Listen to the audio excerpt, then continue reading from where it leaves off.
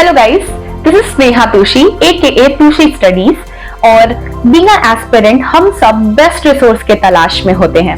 तो बहुत सारे टॉपर्स के रिकमेंडेशंस को देखकर मैंने भी अपने लिए मंगवा लिया है फोरम IAS का red book. Have a look at these clips where toppers like Garima Lohia ma'am and Ananya Reddy ma'am and even so many more toppers are talking about using these books as their resources.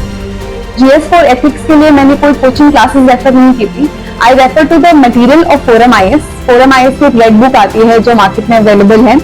मैंने उस Forum IAS की red book को as a base use किया था अपने definition और basic theory को cover करने के लिए। Forum IAS red books were something that I also used. For instance, for agriculture, that was one book that I used extensively. So this is something important for mains, that is to identify the right kind of resources and to understand to which extent you have to read for a certain topic. थोड़ा और improve करना है तो Forum IAS की red book मिल गई थी बाजार में, वहां से वो ले ली। तो एथिक्स के लिए मेरे पास मेन सोर्सेज यही होते थे कि रेड बुक। GS पर में Forum IAS की रेड बुक है, उसमें एग्जाम्पल्स आपको काफी अच्छे मिल जाते हैं। एथिक्स के लिए फोरम्स रेड बुक। गाइस, मैंने अपने लिए मंगवाए थे ये बुक और मैंने कूपन कोड यूज किया था DKT, जिससे मुझे फ्लैट 1000 ऑफ मिला था। तो आप भी ये कूपन कोड यूज कर सकते हैं अगर आपको भी 1000 का डिस्काउंट अवेल करना है तो।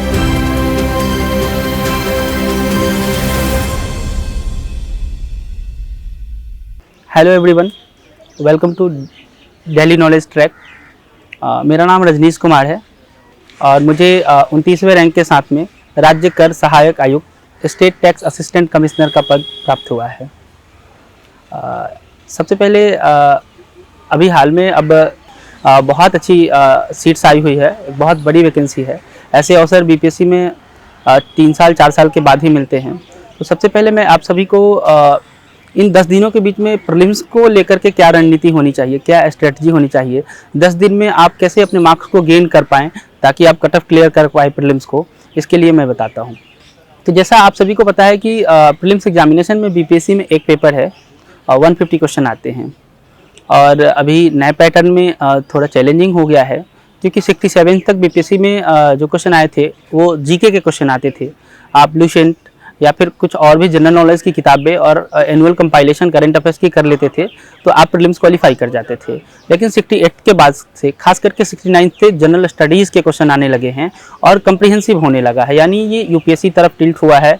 BPSC का प्रीलिम्स एग्जामिनेशन यदि हम 69 की बात करें तो लगभग 70-75 क्वेश्चन ऐसे थे जो काफ़ी स्टैंडर्ड के थे। और ये अगर मैं बताऊँ आपको तो 2015-16 का UPSC का लेवल है, उस लेवल का क्वेश्चन था।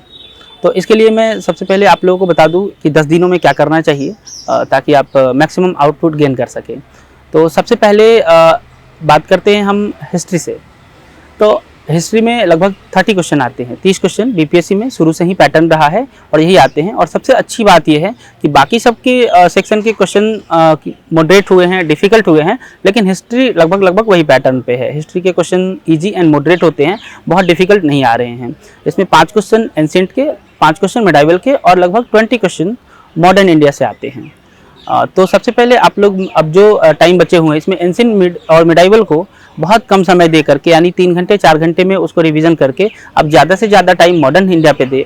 मॉडर्न इंडिया में भी जितने फ्रीडम स्ट्रगल रहे हैं, खास करके बिहार से जितना संबंध रहा है उसको अच्छे से तैयार करिए। इसके साथ बिहार के हिस्ट्री से रिलेटेड जितनी भी चीज़ें हैं, जैसे किसान आंदोलन से संबंधित हो गई, पत्रकारिता से संबंधित हो गई, चंपारण सत्याग्रह, भारत छोड़ो आंदोलन, इन सब टॉपिक को जो बार बार पूछे जाते हैं इसको अच्छे से तैयार करिए ताकि यहाँ से क्वेश्चन आपकी गलत नहीं हो।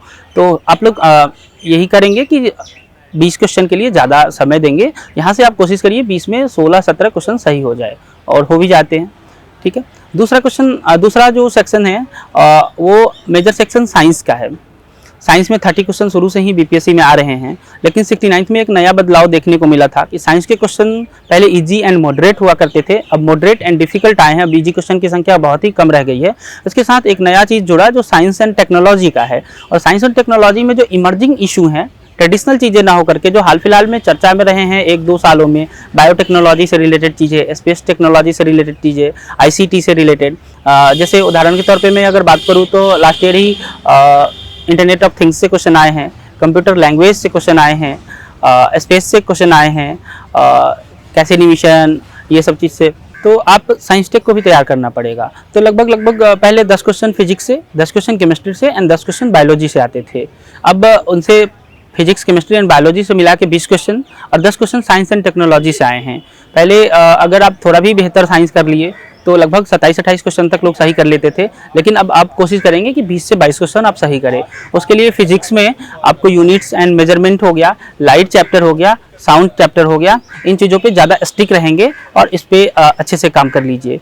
केमिस्ट्री में भी जो भी केमिकल कंपाउंड्स हैं उस पे and chemistry in daily life chapter, इसको आप तैयार कर लेंगे तो यहाँ से आपके कुछ क्वेश्चन बन जाएंगे। इस तरीके से बायोलॉजी में डिजीज वाले चैप्टर हो गए।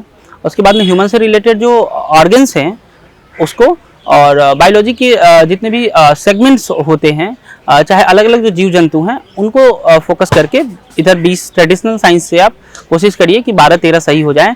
और साइंस एंड टेक्नोलॉजी के लिए अगर मैं बात करूं तो क्वेश्चन डिफ़िकल्ट नहीं थे, लेकिन आप तैयार किए रहेंगे। जैसे मैं यूपीएससी का भी प्रिपरेशन करता हूं, आप में से बहुत सारे लोग यूपीएससी का भी प्रिपरेशन करते होंगे, उनको ये सेक्शन आसान लगा होगा लास्ट टाइम भी और आगे भी आसान लगेगा। लेकिन जिन्होंने भी सिर्फ बीपीएससी की प्रिपरेशन करी है उन्हें दिक्कत होगा। तो मैं आप लोगों को कहूँगा कि अभी भी समय है, आप विजन आईएएस से या फिर वर्ली आईएएस से पतली सी बुकलेट उठा करके और साइंस एंड टेक्नोलॉजी के जो कुछ टॉपिक है, स्पेस से रिलेटेड जो भी डेवलपमेंट्स हुए हैं इंडिया में, बायोटेक्नोलॉजी से रिलेटेड जो डेवलपमेंट्स हुए हैं और आईसीटी से रिलेटेड, ये 3 चैप्टर बहुत अच्छे से कर लीजिए आप। और ये सेक्शन स्कोरिंग है और इसमें सबसे अच्छी बात है कि साइंस एंड टेक्नोलॉजी में एलिमिनेशन मेथड काम करता है, तो आप उससे कर लेंगे। तीसरा सेक्शन, अगर मेजर सेक्शन बात करें तो करंट अफेयर्स का सेक्शन है। इस पे सब लोग अधिक फोकस करते हैं, कई लोग इतना अधिक फोकस भी कर लेते हैं कि उनका ट्रेडिशनल ज़्यादा गलत हो जाते हैं और रिवाइज नहीं कर पाते हैं। तो दोनों में अभी के समय में संतुलन बनाना बहुत ज़रूरी है। आप 3 से 4 घंटे नेशनल, इंटरनेशनल और बिहार के करंट अफेयर्स पढ़ेंगे, उसके अलावा आप ज़्यादा से ज़्यादा टाइम ट्रेडिशनल पे देंगे। ठीक है, तो 30 क्वेश्चन लगभग करंट अफेयर्स से आते हैं। तो इसमें से आप अब तक अगर आप मंथली मैगजीन पढ़ रहे हैं तो उसे अच्छे तरीके से रिवाइज करिए। अगर नहीं पढ़ पाए हैं तो एडुटेरिया की करंट अफेयर्स और घटना चक्र की आई दृष्टि, इन दोनों को लेकर के और 2-2 बार पढ़ के रिवाइज कर लीजिए, ताकि अगर इनसे क्वेश्चन आते हैं तो आप सही कर लेंगे।